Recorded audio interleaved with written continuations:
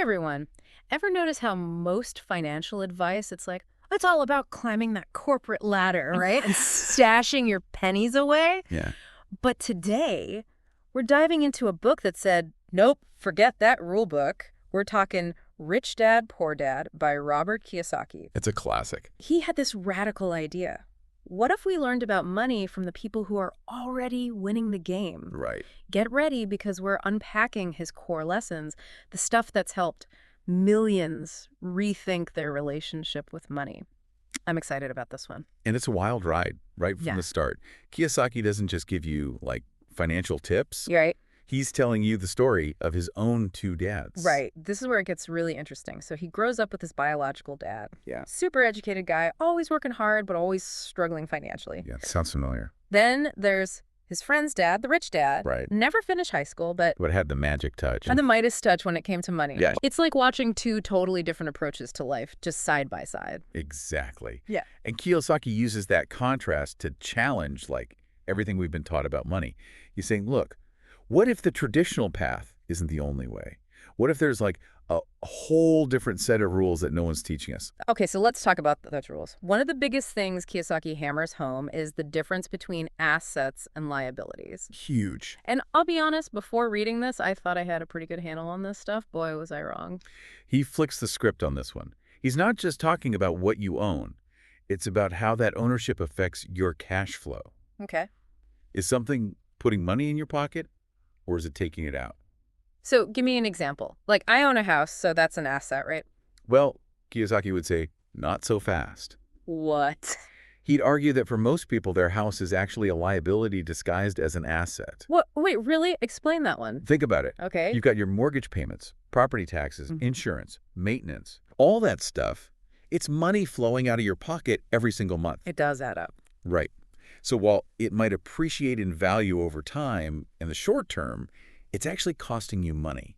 Now, imagine if you rented out a room or even the whole house. Suddenly, you've got money coming in, and that's the key difference. It's not about what you own. It's about whether it's making you money or costing you money. Okay, so how does this apply to, like, say, a car? Think of it this way. Does your car generate income? Probably not. Probably not, unless you're driving for a ride-sharing service or something. Right. But it definitely costs you money, car payments, insurance, gas, maintenance. You see where this is going, right? Yeah, starting to see the world through Kiyosaki-colored glasses. He'd probably say my vintage comic book collection is a liability too, wouldn't he? Unless you're buying and selling them for a profit. Yeah, okay. He'd encourage you to think about how you could turn those comics into an asset. Maybe start an online store or offer appraisal services. It's about shifting your mindset from consumer to creator. So if we're following this rich dad logic, what are some examples of things that would be considered assets? Think rental properties, dividend-paying stocks, businesses that generate income even when you're not physically there.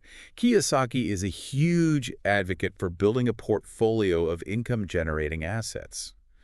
Things that work for you, even while you sleep. Okay, now we're talking. This is where things start to get exciting.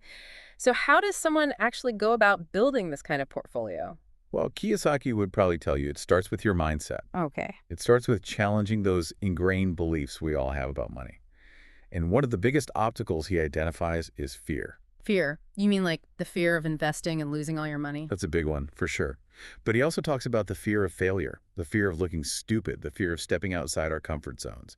He says these fears keep people stuck in jobs they hate. Oh, yeah. Too scared to take risks, too afraid to even negotiate for a better salary. That reminds me of that story he tells about Remember the Alamo. Right. Such a powerful story. He uses that historical event to illustrate how winners are inspired by failure, not paralyzed by it. Right. You know, most people see the Alamo as a defeat. Yeah. Kiyosaki sees as a symbol of courage, Right. of fighting for what you believe in, even against all odds. It's a powerful way to reframe failure, don't you think? It's about learning from those setbacks, getting back in the game, and using those experiences to make smarter moves next time. Kiyosaki's point is if you're too afraid to fail, you'll never even try to succeed. So how do we actually overcome that fear? Because it's one thing to say, don't be afraid, but it's a whole other thing to actually put yourself out there, right? He'd say it's like learning to ride a bike. Remember all those scrapes and bruises? You didn't let them stop you, did you? You got back on and eventually you were cruising. Right. Investing is similar. There might be some bumps along the way, but the key is to learn from them and keep moving forward. Okay, makes sense. So we've tackled the fear of failure. What about the fear of losing money? Because let's be real, that's a big one for a lot of us. Oh, Kiyosaki gets that. He even talks about how he still feels fear sometimes, even after all these years. Really? But he says it's not about eliminating fear entirely. It's about managing it. Okay. It's about making calculated risks, not reckless ones. Okay. I like that calculated risks versus reckless ones. So how do we get better at recognizing the difference? That's where financial education comes in. Yeah. Kiyosaki is a huge advocate for investing in your financial literacy, reading books, attending seminars, learning from mentors. He even talks about taking classes that are designed for, like, Wall Street hotshots, Wow. just to soak up their knowledge. He's a big believer in continuous learning, isn't he? Absolutely. He says the more you know, the more opportunities you'll see. It's like that saying, when the student is ready, the teacher appears. Oh. But he also warns against something he calls sophisticated investor arrogance. Yeah, oh, interesting. Just because someone has a fancy degree or manages millions of dollars, that doesn't mean they have all the answers. Right, because experience and street smarts count for a lot, too. So where do we even start with all this learning? There's so much information out there, it can feel overwhelming. Kiyosaki would probably say, start by looking at your own life. Okay. What are your passions? What skills do you have? Are there problems you see that you could potentially solve? He's all about finding ways to create value, to fill a need, Yeah. and then get rewarded for it. I love that. It's about being resourceful, creative, thinking beyond that traditional 9 to 5 grind. Okay, so we've covered fear, education. What other mental blocks does Kiyosaki say we need to watch out for? One he talks about a lot is what he calls busy but lazy thinking. Busy but lazy. What's that all about? He's talking about people who are constantly on the go, working long hours, always rushing from one thing to the next, but never actually making progress on their financial goals. They're so busy being busy that they never stop to question whether they're actually moving in the right direction. So it's like a form of procrastination, but disguised as productivity. Exactly. They might be paying their bills on time, maybe even saving a little, but they're not investing in their financial education. They're not building assets. They're stuck in the rat race, hoping that a bigger paycheck will magically solve all their problems. And that ties into one of his most well-known ideas, the idea of paying yourself first. Which is often misunderstood. Yeah. It's not about being irresponsible with your bills. It's about shifting your mindset from scarcity to abundance.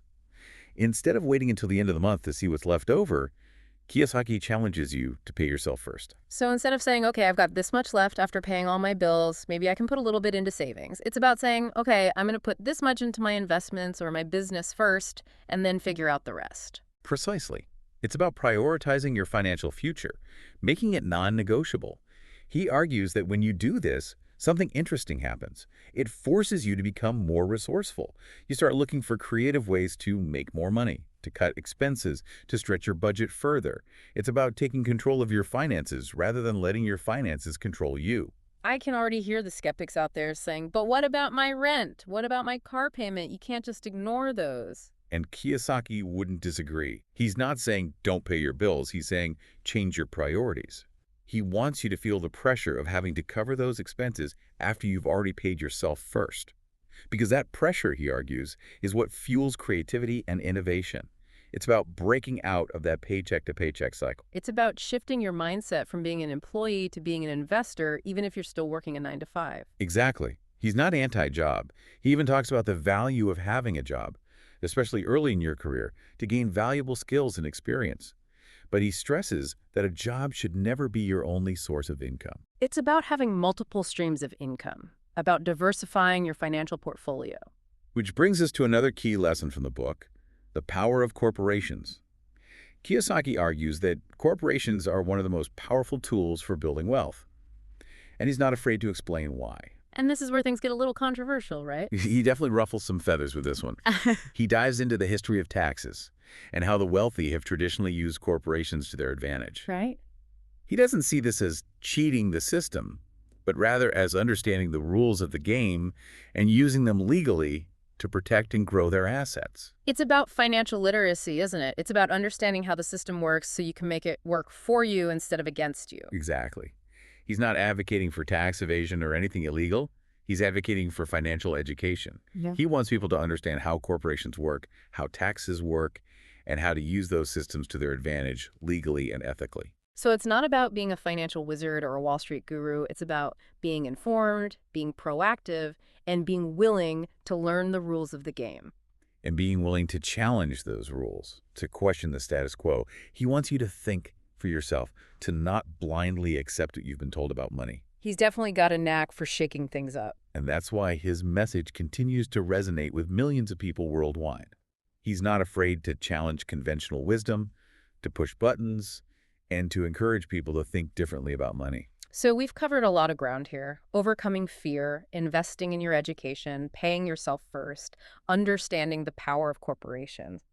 But I think the big question on everyone's mind is, how do we actually put all this into practice? Where do we even begin? Kiyosaki would tell you to start small, Okay. but think big. Okay. He uses this great analogy of a real estate investor he knows. Okay. This guy, he wasn't out there buying skyscrapers right away. Right. He started by looking for those little cracks in the system, Okay. the overlooked opportunities. Like, what kind of opportunities? Give me an example. Okay, so imagine this. You find a rundown house Yeah. that's been sitting on the market forever. Right. Everyone else, they see a money pit. Right. But this guy, Yeah. he sees potential. Oh, okay. He makes a low-ball offer, Oh. cleans the place up, maybe rents it out for a while, and then boom, Yeah. he sells it for a profit. Okay. He repeats that process over and over again, building his capital and his expertise with each deal. Right. Kiyosaki's point is, you don't need a ton of money to get started. Right. You need the right mindset and the willingness to learn. So it's about being resourceful, being willing to roll up your sleeves, get your hands dirty, maybe even take on a little bit of risk. Exactly. He's all about taking action, making those offers, and not being afraid to negotiate. Right. He says you'll be surprised what you can achieve when you simply ask for what you want. Okay, that makes sense.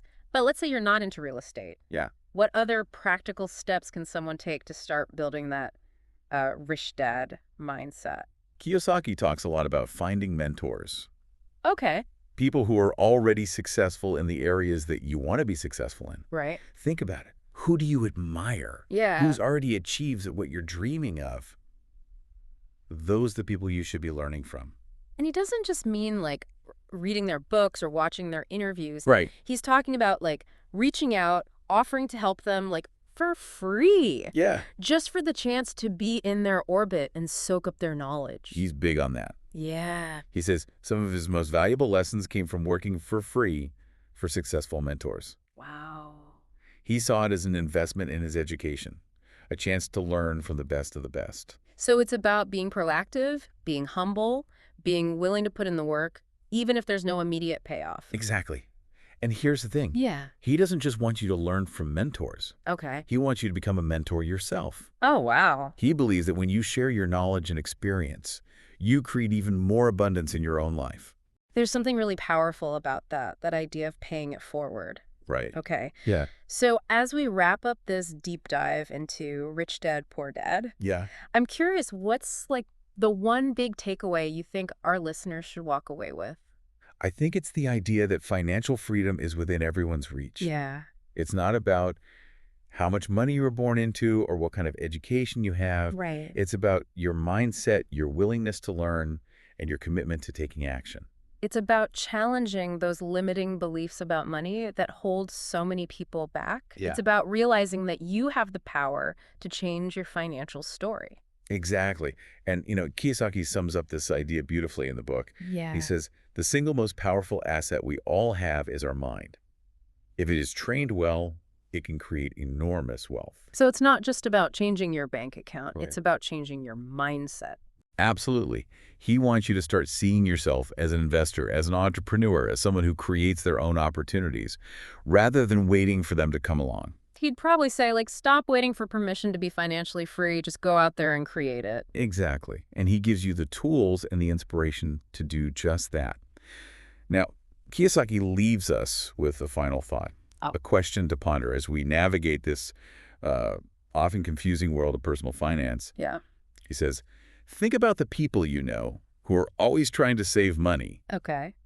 Are they also the same people who are always complaining about not having enough? Ooh. Something to think about as you start writing your own rich dad story. I like it. Yeah. Thanks for joining us on this deep dive into Rich Dad, Poor Dad, everyone. Yeah, thanks for listening. We hope you've walked away with some new insights and maybe even a little bit of that Rich Dad inspiration. Until next time, keep learning, keep growing, and keep those financial